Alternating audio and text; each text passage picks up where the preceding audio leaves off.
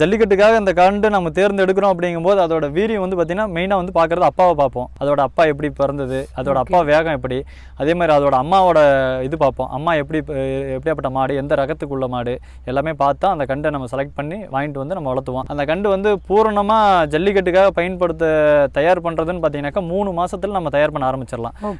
2 பக்கம் மாடு வந்து மண்ணு குத்துறது, நீச்சல் போகிறது அந்த கண்டுக்கு அப்புறந்தே நம்ம பழக்க ஆரம்பிச்சிடலாம். அதே மாதிரி தீவன முறைகள் மாறும்.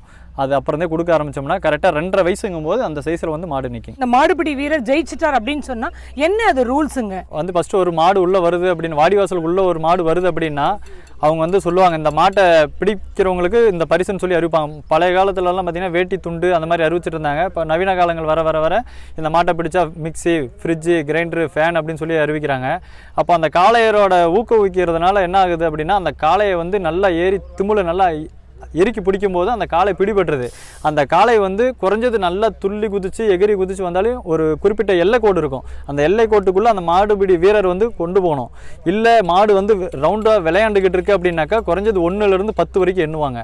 அந்த 10 வரைக்கும் எண்ணுற வரைக்கும் மாடை வந்து திமுலை கட்டி பிடிச்சி அவர் இருந்தாருன்னா மாடு பிடிபட்ட மாடாகவும் வீரர் வெற்றி பெற்றாருன்னு சொல்லி அறிவிச்சுட்டு என்ன பிரைஸ் அறிவிக்கிறாங்களோ அந்த பரிசை வந்து மாடுபிடி வீரருக்கு கொடுத்துருவாங்க.